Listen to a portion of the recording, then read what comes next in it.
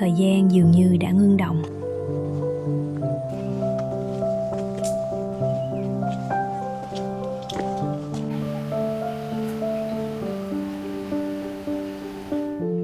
Có một ngôi làng cổ ẩn mình giữa xứ Tiên, nơi những ngọn đá không vữa vẫn đứng vững qua hàng thế kỷ.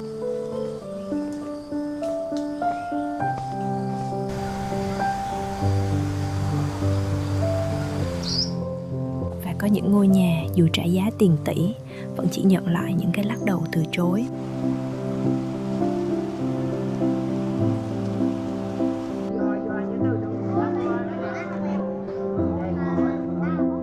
Bạn đã sẵn sàng cùng mình khám phá chưa?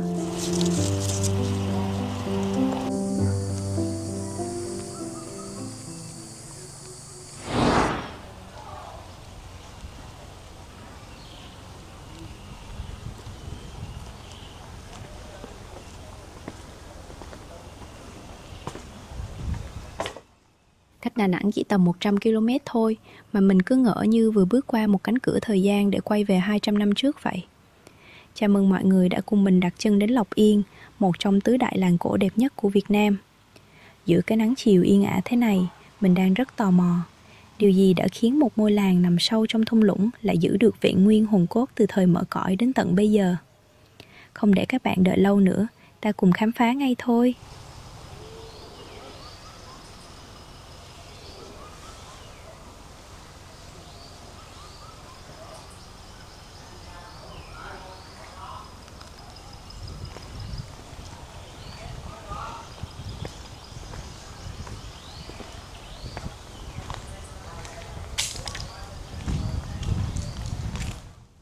Đây là nhà văn hóa làng.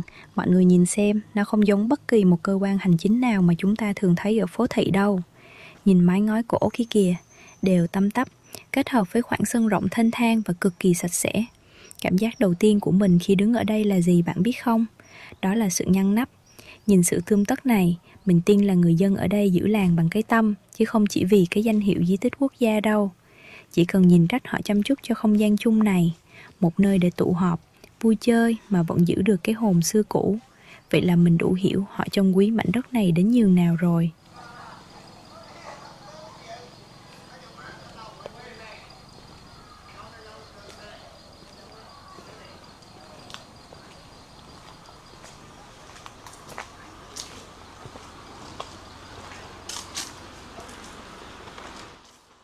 Bạn thấy hàng cau cao vút phía trước không? Ở đây người ta gọi là hàng cau khuyến học. Nghe hay thật sự. Thân cau cứ vươn thẳng, ngay ngắn như nhắc nhở tuổi trẻ trong làng phải nỗ lực vươn lên, không ngừng học hỏi. Còn cái này nữa nè, ngay cạnh đây là khu trưng bày sản phẩm khởi nghiệp của bà con.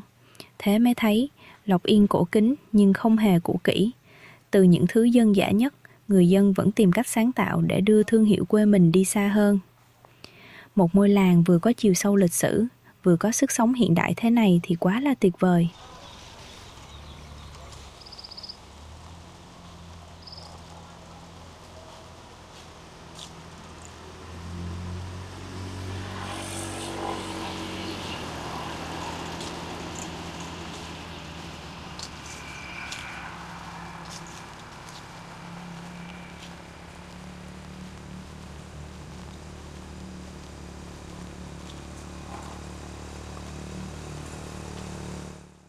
Trong sự tĩnh lặng này, các bạn có cảm nhận được không? Không tiếng còi xe, không sự xô bồ, chỉ có mùi của cỏ cây và tiếng gió lướt qua những tán lá. Mọi thứ đều tươm tất, từ con đường sạch bóng đến những khu vườn xanh mướt mắt. Cảm giác như thời gian ở đây chưa từng vội vã. Thú thật là đứng ở đây, hít hà cái không khí trong lành này, mình mới tin lời người ta nói, Lộc Yên chính là biểu tượng của một nông thôn miền Trung kiểu mẫu.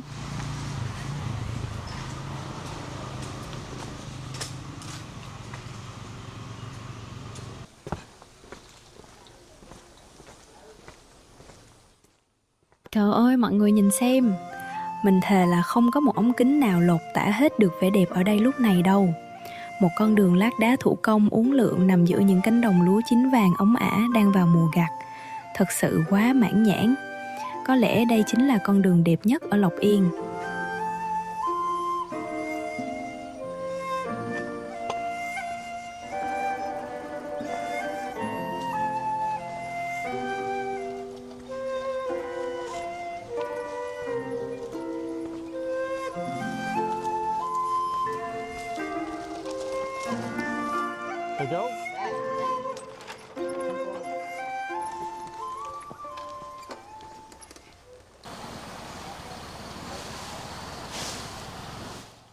Dừng lại một chút nhé.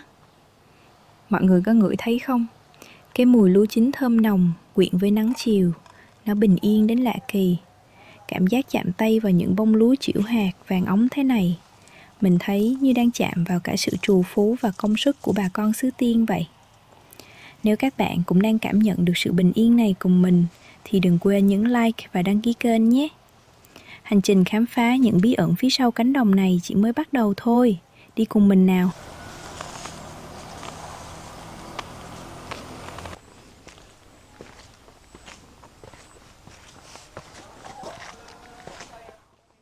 Rời khỏi cánh đồng, mình lại lạc bước vào những con ngõ nhỏ xinh xỉu luôn. Và đây, điểm đặc biệt nhất của Lộc Yên, những con ngõ đá phủ đầy rêu xanh.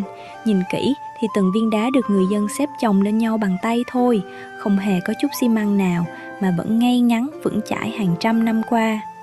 Hai bên là những hàng rào từ cây chè tàu đang cài vào nhau, vừa kín đáo, riêng tư cho những ngôi nhà bên trong, mà lại vừa như đang mời gọi mình vào thăm vậy. Cái hay nhất là nhờ vậy mà không khí lúc nào cũng dịu mát, cảm giác như đang được thiên nhiên ôm vào lòng ấy.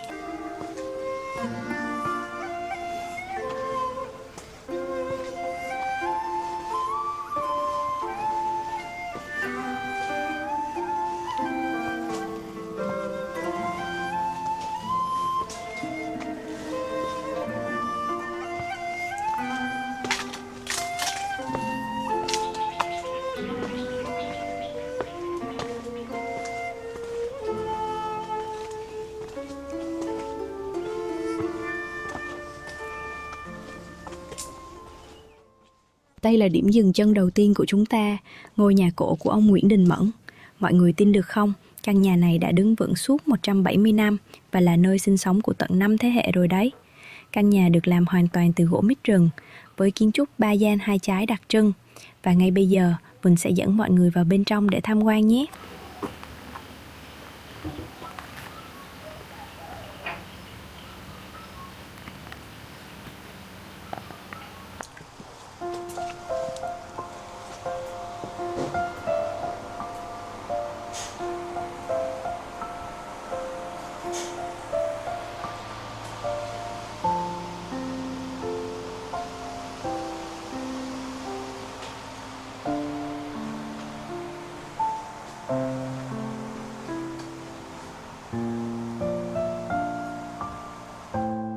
Ồ, bên trong thật tráng ngợp bởi những đường chạm trổ quá đỗi tinh xảo.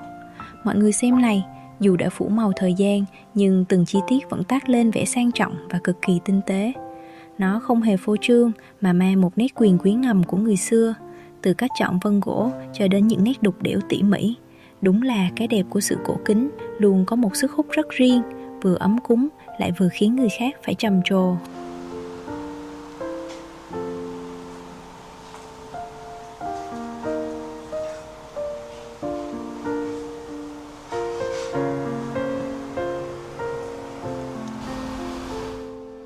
Đây chính là thứ mà hầu như ai đến Lộc Yên cũng tò mò muốn thử, chiếc bàn xoay kỳ lạ. Nhìn bề ngoài thì nó chỉ là một chiếc bàn gỗ cũ kỹ bình thường, nhưng sự thật thì cực kỳ khó tin. Chỉ cần mình đặt gấp tay lên và suy nghĩ trong đầu, nó sẽ bắt đầu xoay theo hướng mình muốn. Còn khi ngửa tay lại, nó sẽ xoay ngược chiều ngay lập tức. Có người nói đây là do tác động vật lý, có người khác lại tin vào yếu tố tâm linh của những món đồ gỗ trăm tuổi. Thật thú vị phải không nào? Còn bạn đã bao giờ tận mắt chứng kiến hay thử qua thứ gì kỳ lạ giống như chiếc bàn này chưa? Hãy để lại ý kiến dưới phần bình luận cho mình biết với nhé.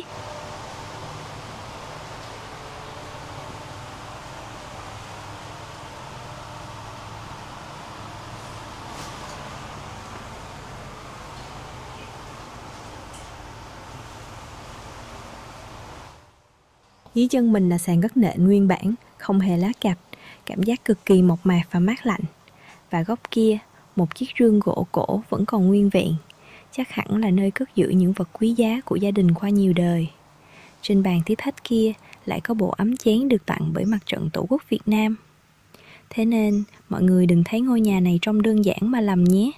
Từng góc nhỏ ở đây đều chứa đựng cả một bề dày lịch sử và niềm tự hào của gia chủ đấy.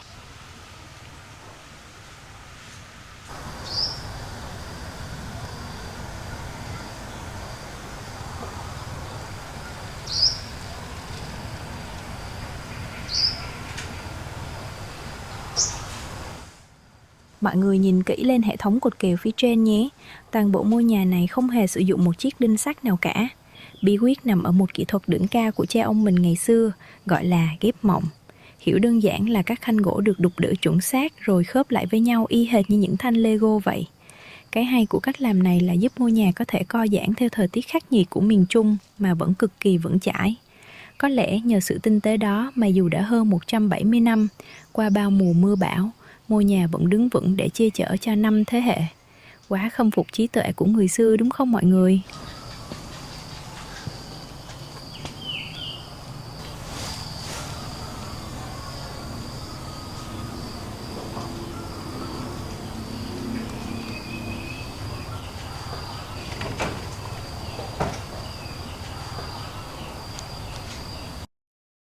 Ngoài ra ở đây cũng nổi tiếng với những khu vườn trĩu quả ngay lối đi, nào là bòn bo ngọt liệm, thanh trà thơm ngát, rồi cả những chùm dâu đất đỏ mọng.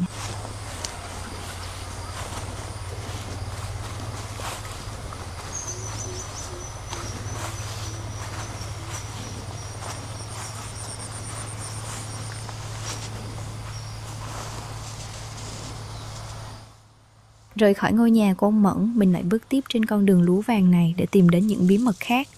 Ở Lộc Yên hiện còn khoảng 8 căn nhà gỗ cổ, nhưng chỉ có 3 căn lớn nhất là còn giữ được độ nguyên vẹn hoàn hảo thôi, và ngôi nhà chúng ta vừa xem chính là một trong số đó. Có lẽ mọi người sẽ hỏi, chẳng lẽ ngày xưa ở làng này nhà nào cũng xịn như thế sao? Thực ra, những ngôi nhà còn sót lại này đều thuộc về tầng lớp địa chủ và bá hộ giàu có địa vị cao trong xã hội thời bấy giờ. Điều này lý giải vì sao sau hàng trăm năm chúng vẫn đứng vững, vì ngay từ ban đầu chúng đã được xây dựng bằng những loại gỗ quý nhất và kỹ thuật tinh xảo nhất rồi. Nhưng trong 3 căn nhà lớn nhất đó, có một ngôi nhà cực kỳ đặc biệt đến mức một vị tổng thống từng ra sức hỏi mua tới tận 2 lần với số tiền không tưởng, nhưng gia chủ vẫn dứt khoát từ chối. Ngôi nhà đó có gì mà quyền lực đến vậy? Theo chân mình, chúng ta sắp tới nơi rồi.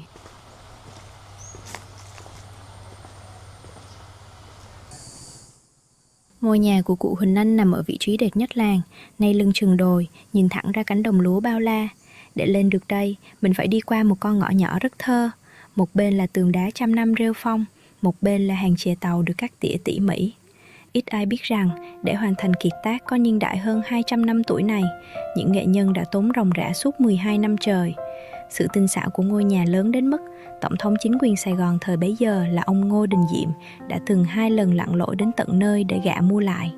Lần đầu ông đề nghị đổi bằng một số tiền khổng lồ, lần sau là một căn biệt thự sang trọng ở thành phố, nhưng câu trả lời của gia chủ vẫn là một cái lắc đầu dứt khoát. Chú Hoang, hậu duệ đang kế thừa ngôi nhà tâm sự.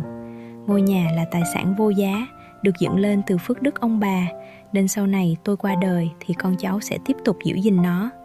Vì vậy, trải qua 4 thế hệ, nhiều đại gia chơi đồ cổ đến gạ mua, trong đó có người trả giá cả triệu đô la Mỹ, nhưng chỉ nhận lại cái lắc đầu của gia chủ. Đến đây mình mới hiểu, có những thứ giá trị hơn cả tiền bạc và quyền lực. Đó chính là sợi dây hiếu nghĩa mà con cháu Lộc Yên luôn dốc lòng gìn giữ qua hàng thế kỷ. Đến đây, nếu mọi người cũng thấy nể phục cái chất và lòng kiên định của con người ở đây, thì đừng quên nhấn like video và đăng ký kênh để ủng hộ mình nhé.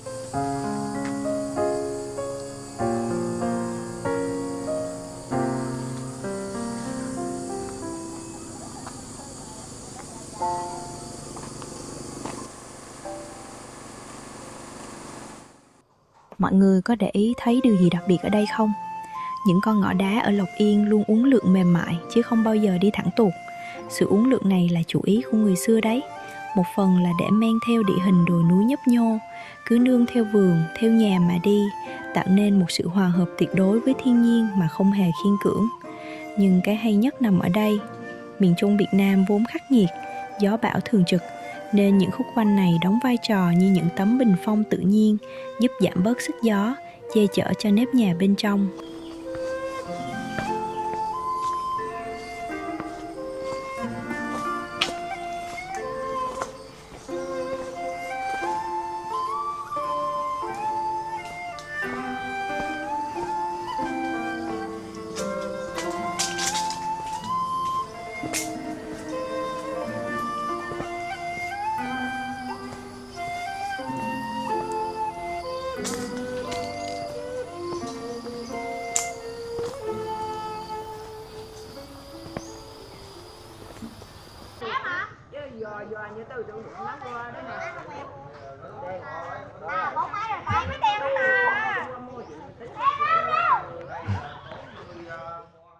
Nhìn lũ trẻ chơi đùa, mình chợt thấy một nốt trầm giữa lòng làng cổ. Ở đây dường như chỉ còn người già và trẻ nhỏ. Những người trẻ đã rời làng đi mưu sinh, mang theo cả nỗi nhớ quê nơi phố thị. Họ có yêu làng không? Chắc chắn là có. Nhưng lòng yêu quê đôi khi không thắng nổi gánh nặng cơm áo gạo tiền. Nắm những nụ cười hồn nhiên này, mình tự hỏi, mai này lớn lên, các em sẽ là người giữ lửa di sản hay sẽ lại trở thành những người khách ghé thăm quê mỗi dịp Tết về? Một câu hỏi mà có lẽ chỉ thời gian mới trả lời được.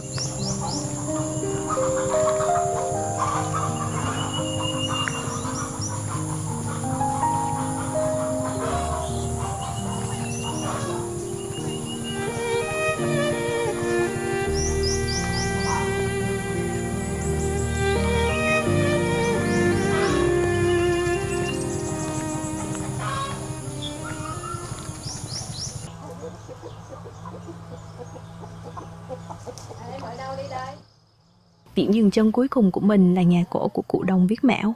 Đây là căn nhà thứ 3 trong bộ 3 đại gia đình nhà gỗ cổ lớn nhất ở đây. Dù kiến trúc có phần tương đồng với 2 ngôi nhà trước, nhưng khi bước vào, mình vẫn cảm nhận được một luồng không khí rất riêng. Nó không còn là sự choáng ngợp trước quyền lực hay tiền bạc, mà là sự tĩnh lặng đến thuần khiết. Mọi người nhìn xem, từng hàng cột gỗ bóng láng dấu vết thời gian này chính là minh chứng cho sự kiên trì của người dân Lộc Yên. Họ không chỉ giữ một ngôi nhà, họ đang giữ lấy linh hồn của cả một ngôi làng. 3 ngôi nhà, 3 câu chuyện khác nhau, nhưng đều gặp nhau ở một điểm chung. Đó là sự tôn trọng tuyệt đối với những giá trị thuộc về cội nguồn.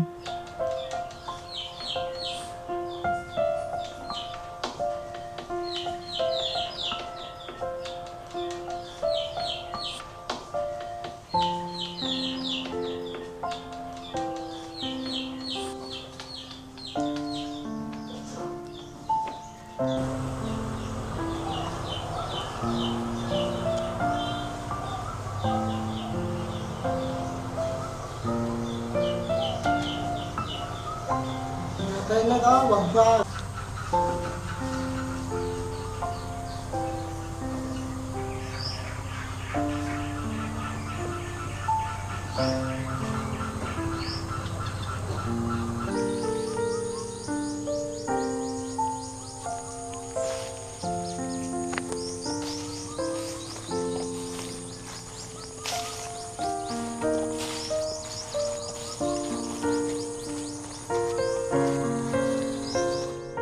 Đi giữa cánh đồng lúa vàng óng ả, hít căng lòng ngực mùi thơm của mạ non, mình mới hiểu tại sao người ta gọi Lộc Yên là xứ tiên.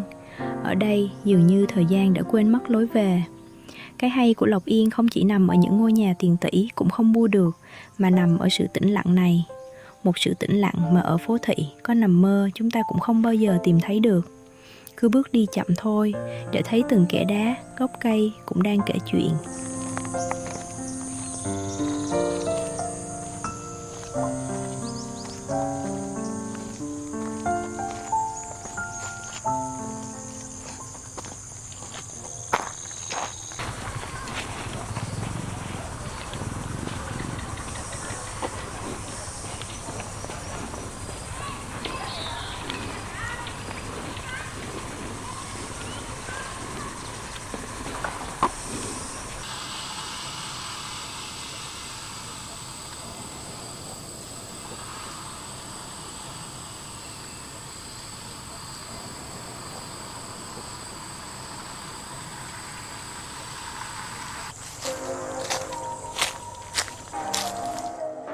Nếu bạn vẫn còn ở đây đến giây phút này, chứng tỏ bạn không chỉ xem video mà đã thực sự trở thành một phần hành trình với mình.